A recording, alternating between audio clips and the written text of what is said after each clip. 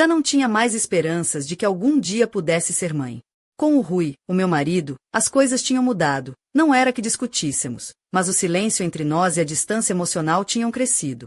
Ele sofria, eu sofria, e ninguém culpava ninguém. Éramos educados demais para isso. Os médicos diziam que estava tudo bem, que era raro, mas acontecia. Eu tentava acreditar, mas cada negativa me enchia de um vazio que parecia nunca acabar. Num dia qualquer no escritório em Vila Nova de Gaia, comecei a me sentir mal. A cabeça girava, a visão embaralhava, como se eu estivesse num carrossel descontrolado. O meu chefe, o senhor Antônio, foi direto. Vai para casa e não apareças até melhorares. Tive que obedecer, porque na hora só queria deitar no sofá e não me mexer para não sentir o enjoo aumentar. Tentei lembrar se tinha comido algo diferente, mas minha dieta estava sempre igual, nada suspeito. Quando Rui chegou do trabalho, me viu pálida, quase verde como um daqueles pastéis de nata mal passados. Ele correu até mim, preocupado. Eu tentei disfarçar, dizendo que era só cansaço, que o chefe tinha mandado eu ir para casa. Mas ele insistiu em me levar ao hospital. Eu sabia que não adiantaria argumentar, e depois de 2 horas enrolando nas filas e papéis no centro hospitalar de São João, fomos chamados para consulta. Médico, um homem que sorria demais para o meu gosto, disse algo que mudou tudo. Parabéns, você está grávida. Não podia acreditar. Olhei para o Rui, que ficou estático, quase sentando no chão. Aquele sorriso do médico parecia uma piada de mau gosto, mas era verdade. A sensação que me invadiu foi uma mistura de incredulidade, medo e uma esperança tímida. Mal sabia eu que estava por vir. As dores começaram de repente, intensas e avassaladoras. Eu estava preparada na mente, mas meu corpo gritou de dor de uma forma que nunca imaginei. Rui segurava minha mão com força, tentando me dar coragem, enquanto eu só pedia para que aquilo acabasse logo. Chegamos à maternidade de Gaia, onde uma enfermeira chamada Margarida nos recebeu com um olhar prático e uma paciência que beirava o santo. Ela parecia uma personagem saída de novela, direta, porém gentil, e com aquele toque de humor que só portugueses têm. Vamos ver se conseguimos acabar com essa festa logo, que não é lugar para bailes, dizia ela, tentando me fazer rir entre as contrações. Enquanto me preparavam para a sala de operações, Margarida contou histórias da aldeia onde cresceu, falou da mãe que brigava com os vizinhos e do tio que era o maior contador de histórias do Minho.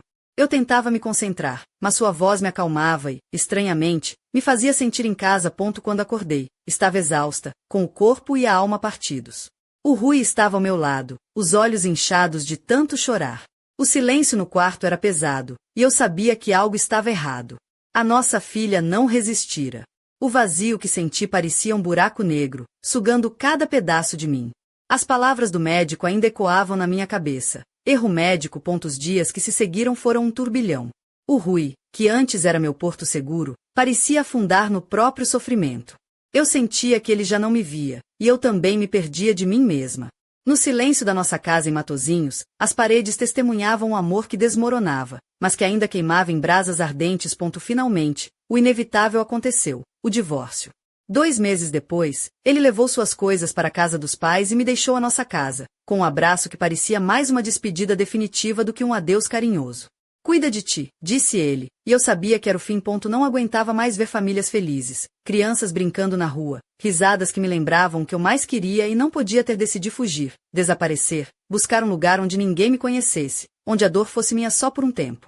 Vendi o apartamento e embarquei num comboio para o interior do país, para o Concelho de Penela, no coração da Serra do Açor, onde comprei uma pequena casa de pedra. Nunca pensei que uma designer com formação universitária acabaria por ser guarda florestal, mas a vida é uma caixinha de surpresas com um senso de humor próprio. Já lá vão 3 anos que cuido das matas, vigio as queimadas e espanto caçadores furtivos.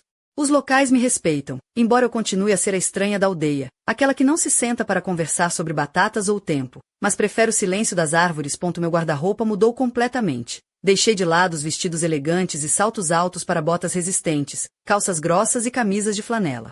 Ainda assim, às vezes, quando o sol se põe e o vento fresco acaricia minha pele, sinto um arrepio que mistura o selvagem com o feminino, uma sensualidade contida que só a natureza consegue despertar. No quintal, plantei uma horta que vai crescendo a cada estação.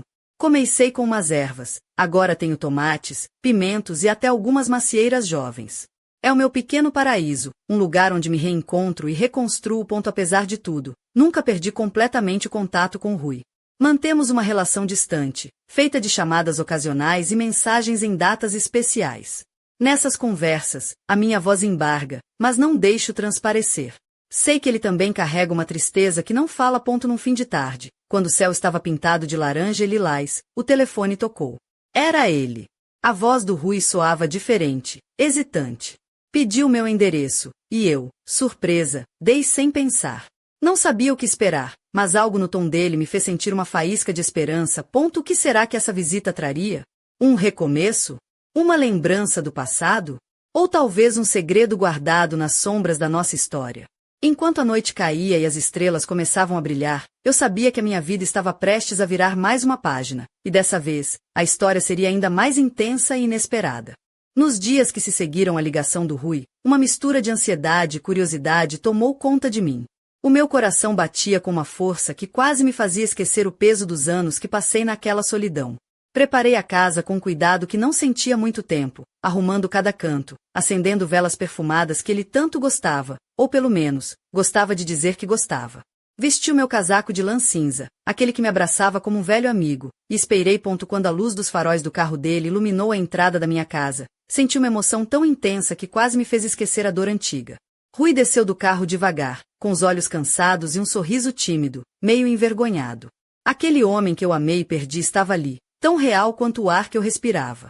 Senti uma onda de calor atravessar meu corpo, um misto de nervosismo e vontade de abraçá-lo e ao mesmo tempo manter distância. Ele olhou para o quintal, para as macieiras que agora cresciam firmes, para as flores coloridas que eu cultivava com tanto carinho. Não disse nada, mas pude sentir as memórias aflorando, como se aquelas plantas fossem um elo silencioso entre o passado e o presente. Enquanto isso, eu sentia a pele formigar sob a brisa fresca da serra, o cheiro da terra molhada e a promessa de uma nova história ser escrita. No entanto, o que realmente me surpreendeu foi quando Rui falou da menina que apareceu em minha porta naquela noite chuvosa. Olha, como a chamaram, uma criança perdida e assustada que parecia carregar um segredo maior que o mundo. Ele confessou que a investigação sobre a verdadeira origem da menina tinha reaberto feridas que julgávamos cicatrizadas. A revelação do DNA não deixava dúvidas. Olha era nossa filha, roubada e escondida, um mistério que nos tinha separado de forma cruel. Enquanto Rui falava, eu sentia uma mistura de incredulidade e esperança. Aquelas palavras pareciam tiradas de um livro de suspense, mas eram a nossa realidade.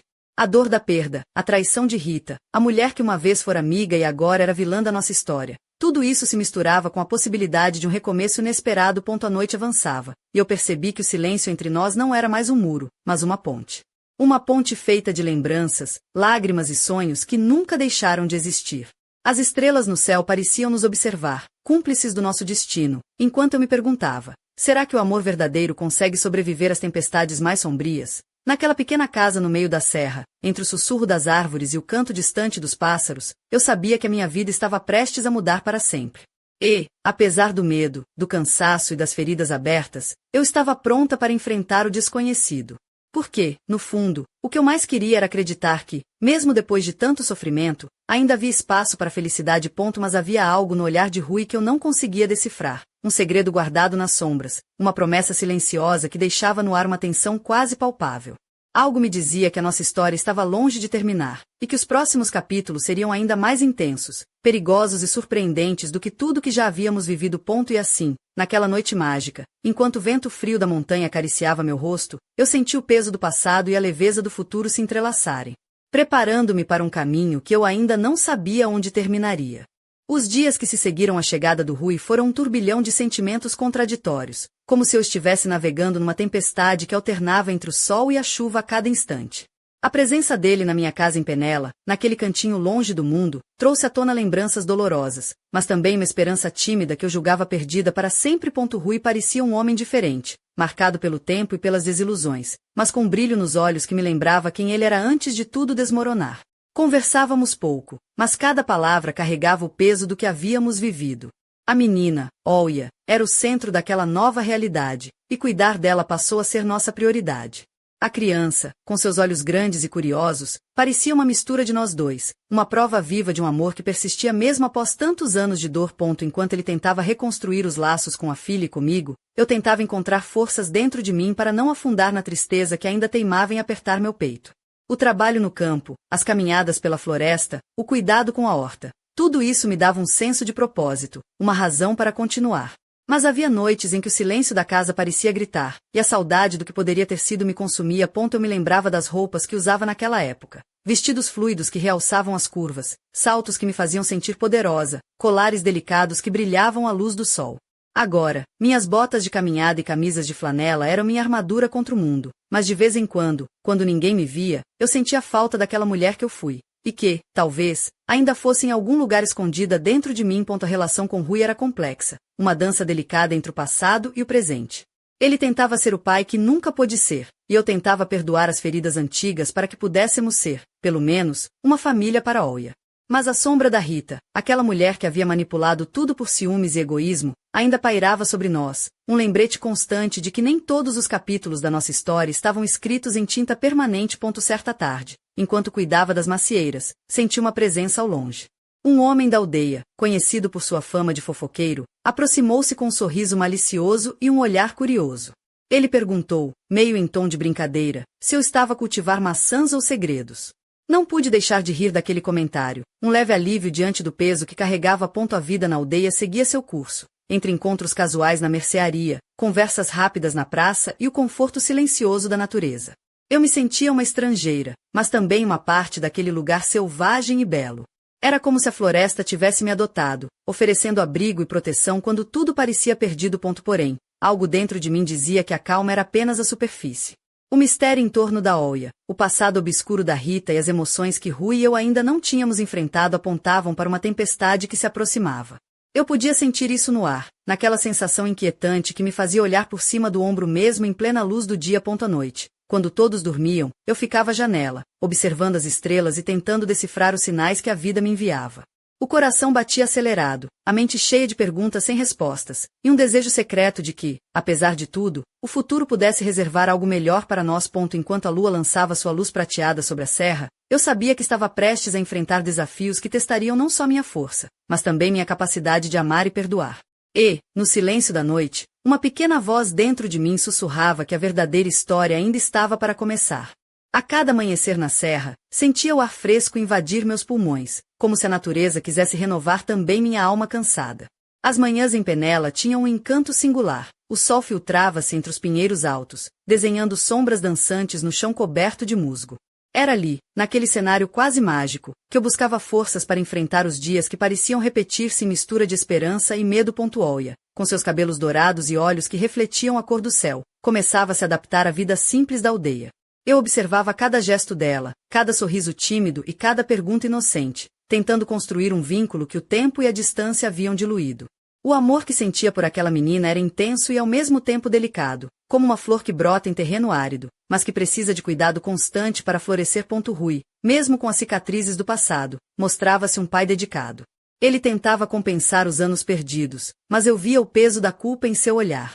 Às vezes, quando pensava que ele não me via, eu notava seus olhos brilharem de emoção ao brincar com Oia ou ao contar-lhe histórias da infância que ele mesmo tinha esquecido. Era um homem diferente, despido das certezas que o tempo e a dor haviam levado, mas ainda com uma ternura que me fazia lembrar porque o amei. Eu, por minha vez, sentia-me dividida entre o desejo de reconstruir nossa família e o medo de ser ferida novamente. A ferida aberta pela traição da Rita ainda latejava, e a desconfiança era uma sombra que percorria nossos momentos juntos. Rita, com sua arrogância e ciúmes, havia destruído muito, mas não sabia que o que não se mata, fortalece. No meio dessa confusão emocional, minha rotina como guarda florestal era o único refúgio verdadeiro. Caminhar pela floresta, sentir a terra sob meus pés, ouvir o canto dos pássaros e o sussurro do vento entre as árvores eram como uma terapia silenciosa que me ajudava a manter a sanidade. As botas pesadas, as calças resistentes e o casaco de flanela tornaram-se minha armadura contra o mundo, mas também meu uniforme de batalha contra os fantasmas do passado. Certa tarde, enquanto verificava uma área de corte legal, encontrei um bilhete preso a um ramo baixo, escrito com uma caligrafia nervosa: "Cuidado com quem confiares." O aviso me gelou a espinha. Quem estaria me observando? O passado parecia não querer me deixar em paz.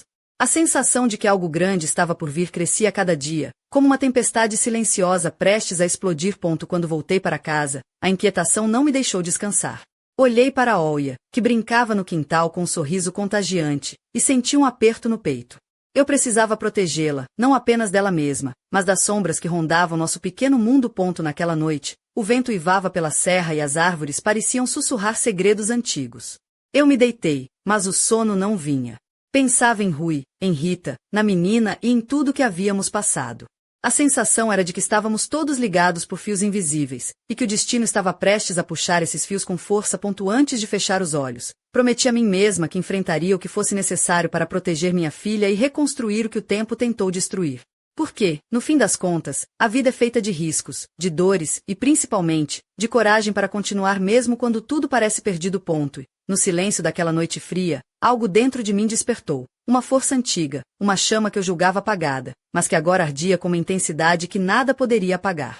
A verdadeira batalha estava apenas começando, e eu estaria pronta para lutar por tudo que amava, custasse o que custasse. Aos poucos, fui percebendo que a tranquilidade da serra era apenas uma máscara para os segredos que rondavam a minha vida. As sombras que antes pareciam distantes começaram a se aproximar, infiltrando-se nas brechas do meu cotidiano cuidadosamente construído. Olha, com sua inocência, ainda não compreendia o turbilhão que nos cercava, mas eu sentia a responsabilidade esmagadora de protegê-la de tudo e todos. Rui tornou-se um aliado silencioso nessa missão, embora nossas conversas fossem poucas e carregadas de um passado não resolvido. Cada gesto dele para com a menina era uma tentativa de reparar o que o tempo não podia consertar, e eu, por minha vez, lutava contra o medo de me entregar novamente a um homem que já conhecera. O fogo da paixão parecia adormecido, mas a esperança insistia em acender pequenas fagulhas em meu peito. Certa manhã, enquanto inspecionava uma trilha perto da aldeia, encontrei vestígios de presença desconhecida, pegadas frescas, restos de uma fogueira e marcas de pneus que não pertenciam a nenhum dos moradores locais. Um arrepio percorreu minha espinha. Alguém estava nos observando, talvez até mesmo espreitando nosso refúgio. A sensação de invasão era sufocante, e a floresta que antes me acolhia agora parecia conspirar contra mim. Voltei para casa com o coração acelerado, mas tentei manter a calma diante de Olya, que me recebeu com um sorriso que iluminou o ambiente. Enquanto preparava o almoço, pensei nas histórias que contava para ela antes de dormir, nas promessas que fiz de um futuro melhor. Tinha que ser forte, não podia falhar com aquela pequena vida que dependia de mim. Naquela noite, os ventos da serra uivavam mais intensamente, como se anunciassem um perigo iminente. Eu me sentia alerta, como uma sentinela pronta para enfrentar o desconhecido. O silêncio da casa era pesado, cortado apenas pelo tic-tac do relógio e pelo som distante de animais noturnos. A cada sombra que se movia na penumbra, meu corpo se enchia de uma tensão quase elétrica. Rui chegou tarde, exausto, mas seus olhos carregavam uma determinação que eu não via há muito tempo. Ele falou pouco, mas seu abraço foi um refúgio contra a ansiedade que me consumia. Naquele momento, percebi que, apesar das cicatrizes, ainda havia um vínculo forte entre nós, um fio invisível que nos unia em meio ao caos. Os dias seguintes foram marcados por uma vigilância constante. Eu não confiava mais em ninguém, e até os rostos conhecidos da aldeia pareciam esconder intenções ocultas. As noites eram longas e cheias de pensamentos inquietos, mas também de pequenos momentos de ternura com Olya, que me lembravam do que realmente importava. Um dia, ao encontrar uma carta anônima no alpendre da casa, meu mundo quase desabou. As palavras eram ameaçadoras, sugerindo que o passado estava longe de ser enterrado e que a verdade que eu buscava poderia custar caro. O medo apertou meu peito, mas junto dele nasceu uma determinação feroz. Eu não deixaria que ninguém destruísse a família que eu estava tentando reconstruir. Enquanto o sol se punha atrás das montanhas, lançando tons dourados sobre a floresta, senti que a batalha que eu temia estava prestes a começar. Eu estava pronta para enfrentar o que viesse, com a força de uma mulher que já havia perdido tudo e ainda assim encontrara motivos para lutar. E no silêncio da noite, quando tudo parecia calmo, uma sombra se moveu entre as árvores, observando, esperando. A história que eu acreditava ter terminado estava apenas começando, e o destino reservava surpresas que desafiaram até mesmo a minha coragem.